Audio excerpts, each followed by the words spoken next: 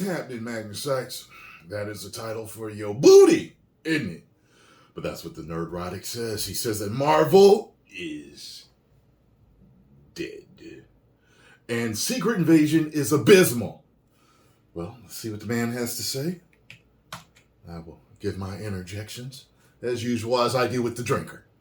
Make sure you get over and follow Nerdrotic. Tell him Tyrone Magnus sent you. Let's get it.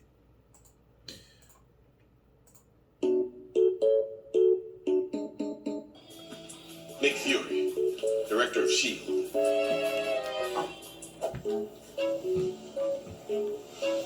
You need to keep both eyes open.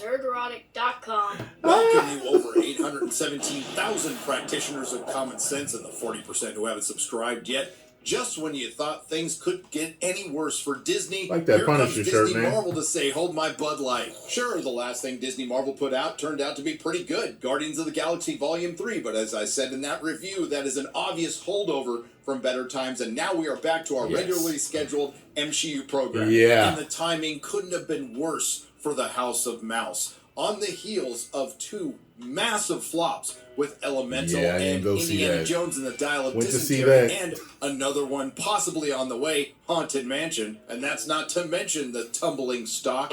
D Plus is struggling. And why is that stock tumbling? Well, I'm sure it's got something to do with the political fight they got into Florida, going against the family when you're a family brand, losing 4 million subscribers on D Plus in the second quarter, losing almost $1 billion in theatrical releases just in the last year, and that's not counting Indiana Jones and the Depends of Destiny, losing over $4 billion on the aforementioned D Plus streaming service. Add to that the hundreds of millions they lost closing the Galactic Star Cruiser and the $325 million they lost in the last year on the cruise Good ships. Lord. So no, it hasn't been a very good year for Disney, and you just hate to see it. So And let's not forget, putting out woke BS product.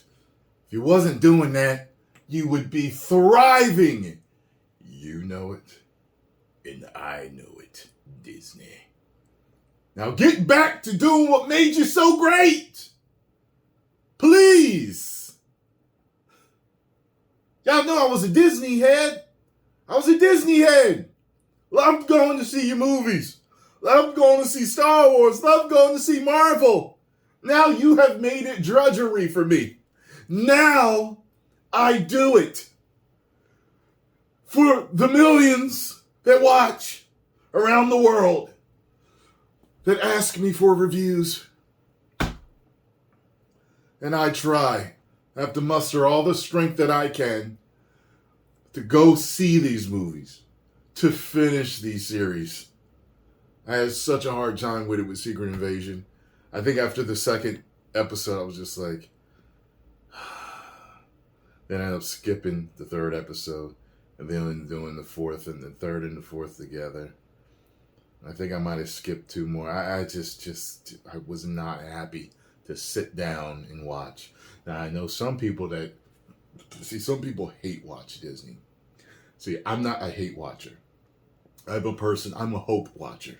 I'm hoping that things will get better because I love the product so much. Oh, did you see that? Uh-oh.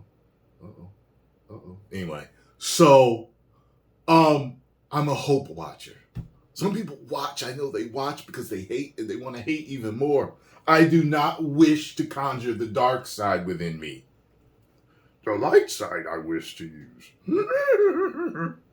But you guys just won't let me.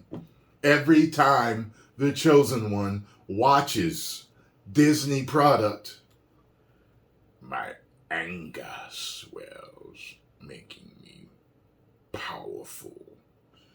And I don't want to use that side. Let's continue to hear what Nerdrotic has to say.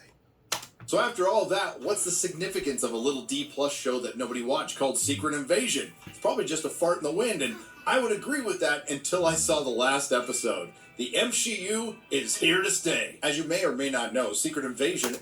I did not expect that. I did not expect it. I mean, if you had seen my reaction to it, I believe my reaction to it, if you subscribe to Patreon and YouTube memberships, you'll see it. I believe it was kind of like, it was like, really? After all the failing you've been doing, you do this. You know, the fans as a whole do not like with this direction. They do not want you to create the MCU. They want it to be the MCU, where everyone thrives, men and women together. Like it was. I was like, and then I was like, oh, she's the most powerful character now. I'm like, of course. That's, yeah. MCU. The Force is female. The future is female. Is a follow-up to Captain Marvel without Captain Marvel that will lead to the Captain Marvel sequel called The Marvels, originally called Captain Marvel 2 until our titular character was demoted. Is that like a personal attack or something? A film that requires you to watch 3 shows you probably didn't. WandaVision, Miss Marvel, and Secret Invasion. I tell you this, he just showed a picture of her toes. I do not know why she went out the house in open-toed shoes, knowing that paparazzi could catch that. I do not know. I had one toe on my left foot that had fungus on it. Couldn't get rid of it forever. I never, like, it was like, okay, if you're gonna go to the beach, okay, why don't you take your shoes off and just dig your foot in the sand while you're sitting on the beach? I didn't want to show my foot, so I'm going to be like, your toenail's green, buddy. I know. Thank you. Mind your business, buddy. You know what I mean? I don't know why she did that. I have no idea. That's going to be made fun of for years. And I remember Corey Holcomb making a joke about Oprah's feet. He said, you think I'm joking? He said, go look up Oprah's feet. I looked it up right there on my phone. I was like, oh. People was like, yo, look up LeBron's feet. I'm like, what? Whoa. If I ever make it that big, trust me. If there is something like that wrong, you won't know it with me. You will not know. Secret Invasion is very loosely based on the comic book series from Marvel, which came out of the events of Annihilation, which is one of the single best crossovers they've ever done, and leads into Dark Reign. Now, when I say loosely based, the only thing they have in common is the title. Secret Invasion, the D+ streaming show, is about a genocidal maniac Skrull named Gravik who wants to exterminate humanity because Nick Fury broke a promise to him when he was 9. The very sad and broken Nick Fury is aided by a couple of very powerful girl bosses who do all the heavy lifting while they continually remind him that he is sad and broken as he embraces his strange kind of love. How strange? Well, how about that? We will most certainly get into that later, and it's not even the worst thing. It's not like Nick Fury hasn't already been vandalized. We found out in Captain Marvel, if you did see it, and if you didn't, you're much better off, that instead of being the veteran of foreign wars and a lifelong super spy, he was essentially a pencil pusher who got his eye scratched out by a kitty cat. I mean, we say this a lot with Disney Marvel, but how much worse could it get? It turns out a lot. And this has become a staple for Disney Plus shows, particularly with Disney Marvel. Secret Invasion starts out just bad. Bad acting, bad writing, bad editing, poor execution overall, but not the worst thing I've seen on this platform. And by the end of the series, it's extraordinarily bad. It pulverizes the character of Nick Fury and completely upends what's left of the MCU, which isn't much. And I have a thing for not liking characters that are Shang Tsung-ish. I don't like characters like that. Like him. I kind of was cool with Shang Tsung but I don't like characters that all of a sudden embody and have everybody else's power. I feel like that is the cheapest video gamey type of boss. Oh, you get to the end and they have all the powers of everybody else that you fought. great. That's so cool.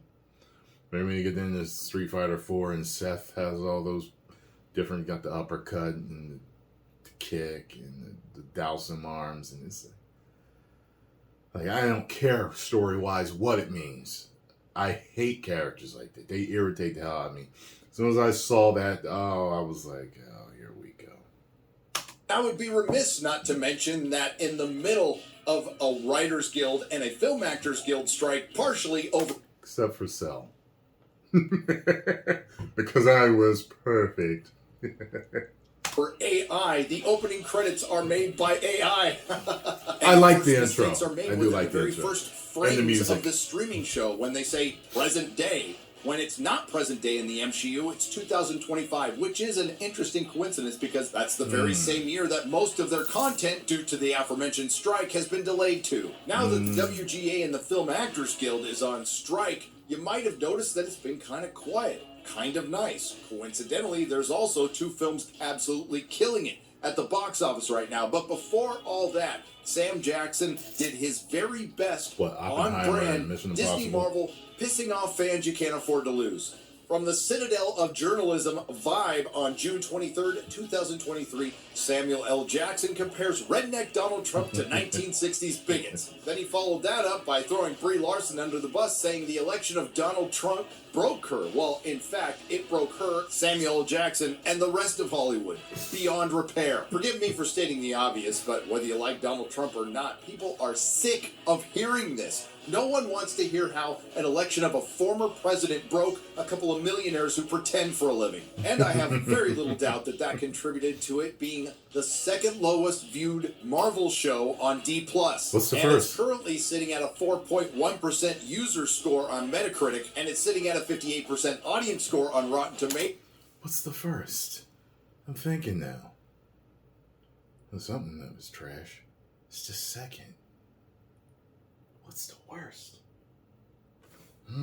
Which is only 2 percentage points higher than the critic score. And I'd also like to remind you that a lot of the critics get the first couple of episodes and they don't review the entire season. Again, Secret Invasion started out as an I did not know that. Thank you for telling me that. I thought they let them watch the whole thing and then review it. consequentially That's bad show, dishonest. forgettable but not the worst thing I've seen on that platform until the final episode where they went next level MCU. And episode 6 just so happens to be the lowest rated Disney Marvel show on the crap form, currently sitting at time of recording at 8%. Unlike the Secret Invasion comic, which this is very loosely based on, that featured the New Avengers, the Mighty Avengers, the Inhumans, the X-Men, the Fantastic Four, the Disney Plus adaptation, which should now take over the Netflix adaptation meme, doesn't feature any of them, but it does have 2 Super Skrulls, including Gravik, our brand new villain, the 9-year-old boy that Nick Fury broke a promise to, is all grown up now and pissed off. Gravik is played by Kingsley Ben-Adir, who you may know from Barbie. Speaking of Barbie, the Kens' plan to take over Barbie Land makes a hell of a lot more sense than the Skrulls' plan in Secret Invasion, which includes a few Skrulls secretly becoming Super Skrulls so they can fight the Avengers while they are simultaneously starting World War III in the hopes that it will wipe out the entire human race. All so they can take the Earth as their home, and again, this is all because one guy from a technically inferior race couldn't find them a home. Have you lost your reptilian-ass mind? That's right, the Skrulls are a technically advanced race capable of interstellar space travel who just fought a war But with can't another find a new technically planet. advanced race capable of interstellar space travel, the Kree. So let me get this straight. The Skrulls can travel to Earth in spaceships, make magic bullshit machines that can give them the DNA of the Avengers, but you can't get in your own ship and find your own home? To be fair, Captain Marvel could find the Skrulls a planet, and she did break the promise as well, although that's conveniently forgotten for most of this series. This is the promise. While you work to keep my home safe, Carol Danvers and I will find you a new one. But unfortunately for the Skrulls, the unpopular Captain Marvel was played by the unpopular Brie Larson, who became so unpopular they could only put her in the contractually obligated minimum amount of films. I don't know, does anyone want me to do it again? What? Do Hell no! Now, if you recall from Captain Marvel, the Skrulls were used as an immigration allegory, and I'm not sure if this was intentional, but if you play it all the way through, an immigrant spacefaring race comes to Earth, refuses to assimilate and contribute to the culture, then gets pissed off because they don't get free stuff, and they turn on their host. Based. Impik skolos, pitsugakias. Utrikag makel meki. Das bajua shush kajo shaklakikuk. Speaking of allegories, we have a new character that just so happens to be Nick Fury's wife and a Skrull, Priscilla, who also happens to be completely allied with the terrorist Skrull Gravik. Now, she did go against the order that came from Gravik to kill her husband Nick Fury, but she didn't seem to have a problem with the rest of humanity being completely wiped out. Priscilla, played by Charlene Woodward, was a completely unnecessary character, and you didn't need to give Nick Fury a wife this late in the game. No. But she wasn't just put in to sideline Nick Fury so all the women can do all the heavy lifting while he sits around in long boring scenes talking about his relationship. No. The reason they put Priscilla the Skrull in as Nick Fury's wife is it comes with a message. They're trying to tell us something. Would you have loved me if I'd never changed? If I'd been my true self? I love you.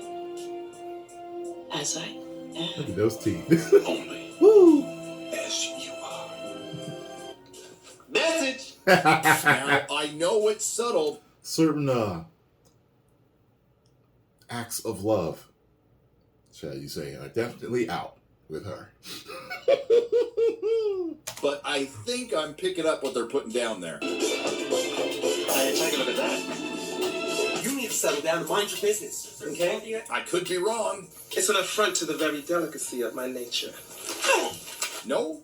It is, ma'am. I was waiting for him to throw that in Speaking of there. girl bosses, we have a new character named Sonia Falsworth, played by Olivia Colman, doing her best Olivia Colman, which is a cheeky British girl boss. And for the most part, she's fine in this series. And quite frankly, she takes all the best scenes from Samuel L. Jackson's Nick Fury, but I'm okay with it because Samuel L. Jackson was terrible in this. That is, of course, until the end when she becomes a window-licking moron like the rest of the cast. Again, she's probably the best thing in this show, but unfortunately, she is the descendant of a character we would all rather see, Union Jack, but that's the MCU for you. Ben Mendelsohn returns and is wasted once again as Talos, the deposed leader wallowing in his own failure because he trusted another failure, Nick Fury. We find out over the course of this series that Talos is single-handedly responsible for bringing 1 million Skrulls to Earth. How exactly did the Skrulls expect the room temperature IQ humans of the MCU to find them a home when they didn't even notice 1 million Skrulls dropping from the sky? I'm glad that he's reviewing this like he is, because he's actually telling me certain things that I just missed. Not that last one, but just certain tidbits along the way. I'm just like, I didn't even realize that. Probably because my eyes were glazed over when I was watching this. I was kind of like checked out. Even though I was trying to stay checked in, I was definitely checking out a lot in this series. There's also the added bonus of Talos being hated by his daughter, Gaia, who we'll get to, but that's okay. He doesn't last long. They eventually kill him off, and that's a mercy killing because this is the MCU. Which this I actually brings us didn't to expect. James Rhodey Rhodes, the War Machine. Now, don't worry, we don't see the War Machine at all. Played by the very mentally stable Don Cheadle, who in this series does his best impression of a host from The View playing the bitchiest of queens. Yes, There he is an does. explanation for this. Does a good James job, Rhodey too. Rhodes was a Skrull, but not just any Skrull, A female Skrull. But that's not all. According to Secret Invasion director Elise Salem, James Rhodes has been a Skrull since Civil War. I think his leg's not working in the end of episode 6, and him being in the hospital gown points to Captain America Civil War. I can't even begin to tell you how many continuity problems that horrible? creates for the MCU, but let's just point out one. That's the horrible. Skrulls needed Nick Fury to find them a new hospitable planet. Well, it just so happens that the James Rhodes Skrull was on one in Endgame when they killed Thanos the first time. Looks pretty nice, doesn't it? And again, there's too many problems to count. He doesn't know Tony Stark is dead. He wasn't at Tony Stark's funeral. He wasn't at the battle in Infinity War. He wasn't at the Battle of Endgame. He wasn't in this scene in Falcon and Winter Soldier. And now it's time to talk about the show's main character, Nick Fury, who Disney Marvel has turned into Nick Furry. I don't get the whole dog thing. What's the get? Dog's a man's best friend. Just in case you didn't catch it the multiple times they told us in this thankfully short 6-episode series, Nick Fury is sad and broken after the blip. And just in case you didn't notice, he's black. Going for a walk. You going for a walk in Moscow at night?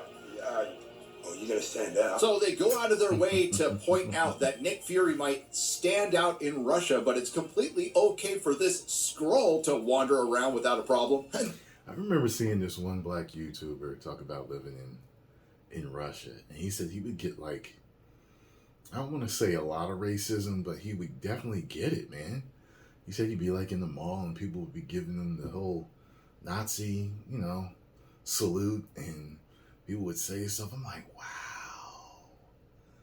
I'm like, really, man? I talked to him, I think maybe once in the comment section. I was just like, man, wow, it's very interesting. Then there's this.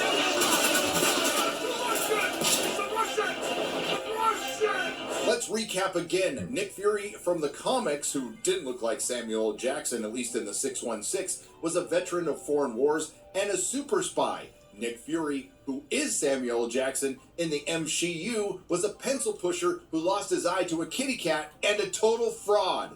When I came here in 1995, you were just a bench warming nobody in a dumpy field office in Shield. Bench warming? We fed you more dirt and intel than you could have uncovered on your own in a lifetime. So please, every enemy you sabotaged and ally you leveraged with dirt no one else in the world had access to, we did that. Seems to be on brand for the MCU. Yeah. You got any more abuse you want to hurl my way? I think I was watching that. I was just like, God, it's taking all this credibility away from him, man. All this badassery we thought he had, it's taken away. that's a question for Kevin Feige. Samuel L. Jackson is awful. This is depressing me watching this. This is depressing me. It's not your fault, nerdrotic. You're just telling me the truth. Oh, God. In this show, he meanders from scene to scene as this sad and broken man, and there's no real character arc for Nick Fury. It's a character line. He begins sad and broken and ends this show sad and broken. And he doesn't even get to kill the big bad Gravik in his own show. But Nope. he does get to save President Dylan Mulroney. So, after the Skrulls tried to destroy humanity by A, killing 2,000 people in a bombing in Russia, trying to launch a nuclear bomb, and trying to kill the president, President Mulroney finally makes a logical decision, which of course Nick Fury calls a hateful speech. The terrorist is responsible for a shape-shifting, alien-born species known as Skrulls. We know who you are. We know how to find you. And we will kill every last one of you. I was relieved that we made it out alive. I was relieved too, until I watched that hateful-ass speech you made. So what is Nick Fury to do after he brought the Skrulls to Earth, who brought 1 million more Skrulls? He didn't kill the bad guy Gravik and didn't tell the Avengers, but he did break a promise to a 9-year-old boy Skrull, which in turn has completely destabilized the planet. Does he stay and deal with the problem, or fuck off to space with his new wife to embrace his strange kind of love? If you chose he fucked off to space with his wife to embrace his strange kind of love to be replaced by a female character, you got it right. This brings us to Gaia, the real hero of Secret Invasion. Like I said, this show was mostly boring until it went next level in episode 6, but I do have to credit Emilia Clarke for not changing her facial expression for 6 entire episodes. But as bad as all of that was that I've already gone over, She did have that show, same look this is by the far whole worst. time. We have this expressionless Emilia Clarke wandering through this show. Somehow she's either infiltrating the Skrulls on the orders of her father Talos, or running away from Talos. I'm not really sure, it depends on what episode you watch. But the character and plot inconsistencies and contrivances are nothing compared to this. Little Emilia Clarke's Gaia becomes the most powerful superhero in the MCU. Now, Gravik, was also a Super Skrull, but he wasn't as powerful as little Amelia Clark because he's a man. Once again, the technically advanced, spacefaring Skrulls who needed the technically inferior humans to find them a home were able to make a magic bullshit machine that will turn them into Super Skrulls. All they needed was DNA, and they got part of the way there. They got the Extremis, probably from either Ultra Killian or maybe even Tony Stark. They got it from Groot, not sure how they did that because he's a tree, and they also got it from the Frost Giants. But they still needed the DNA from the Avengers, which Nick Fury had the Skrulls conveniently collect after the Battle for Earth in Endgame, all put in a magic vial called the Harvest and hidden in a fake gravestone. Nick Fury, the super spy who's supposed to be one step ahead of everyone but ends up lagging behind this entire series, ends up just giving it to Gravik through Amelia Clark's Gaia, who's disguised as Nick Fury. Gravik turns on the magic bullshit machine with Nick Fury inside, realizing it was Gaia too late, and he makes 2 Super Skrulls. And that is followed up with one of the worst CGI battles I've ever seen, and obviously Amelia Clark's Gaia has been single for a while. And apparently this magic bullshit works so well, it can pass on things through DNA like rings, tattoos, and superhero poses. And I remind you, dear viewer, that both Gravik and Gaia now possess almost every superpower of every superhero in the MCU, including the OP Captain Marvel. Now you would think, logically, that they're pretty evenly matched despite the size difference between Gravik and Amelia Clark, and they'd be locked into battle forever, especially with that Extremis healing power, but that's not the case. This is the MCU, and Gaia wins easily. But despite being the most powerful superhero in the MCU, Gaia does have one weakness. She needs a booster seat to drive. So Fury's big plan was to give the Avengers DNA to Gaia in the hopes that she would give it to Gravik and then they would both be made Super Skrulls and she would win in the end. Not a great plan. And the only thing accomplished was they killed Gravik, the million Skrulls are still out there, and they're still pissed, and now they're being hunted. And I would like to remind you that the writers of the show are currently on strike because they want more money. And it wouldn't be a Disney Marvel show without a couple of girl bosses taking a shot at the male characters. Would you like to tell me all about it? No, I work here as fast as you Not can you. Dr. Dalton, you. The males in my species are very similar. If they're not busy gaslighting you, they're threatening you with murder. That's what all the podcasts are about. Yes, well, let's be sure not to repeat the mistakes of Talos and Fury and leave love and friendship out of this. Yeah, these motherfuckers don't do shit. Is Secret Invasion the worst thing Disney Marvel has put on Disney Plus? Maybe. I would say that the finale is almost as bad as She-Hulk, but Secret Invasion does as much damage to the overall Marvel Cinematic Universe as Loki and Doctor Strange Mom. And after unfortunately watching this twice, I still have a lot of questions that honestly I don't care if they ever get answered. Why is a universe with so many girl bosses so incompetent? So all the Skrulls were mad that Nick Fury broke a promise. How did Captain Marvel get a pass? Women. Explain to me why it's hateful to want an invading species that tried to wipe out the human race and has currently stolen the lives of millions of humans off the planet or dead. The writing of this show is a good argument for AI because it would be more human. Why did the writers of this show decide to follow the one good Nick Fury moment? And you wonder why you're out. I'm Nick Fury. Even when I'm out, I'm in. With this. Even when I'm out, I'm in.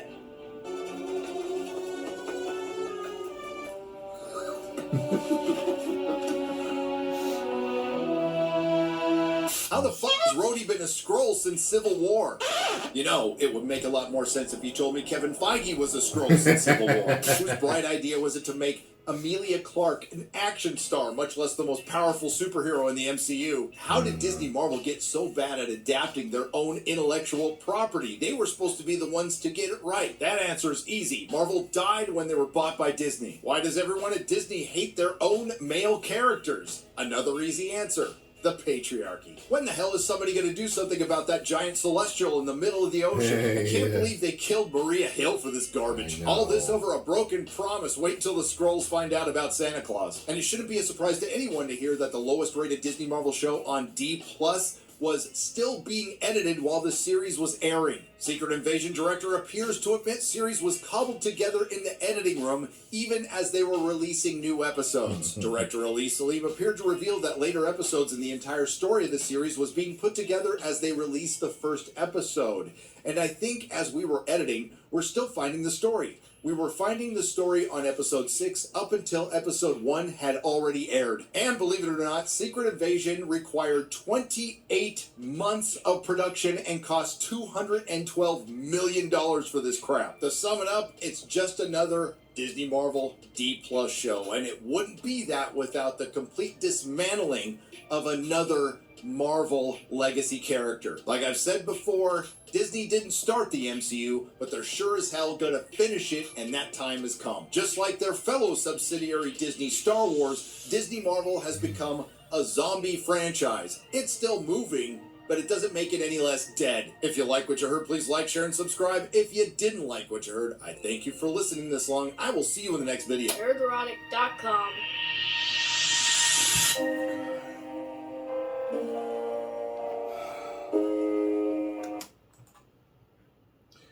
Need to call my therapist.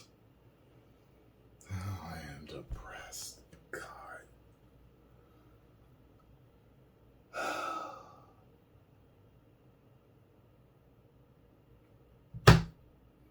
Everything I loved is gone.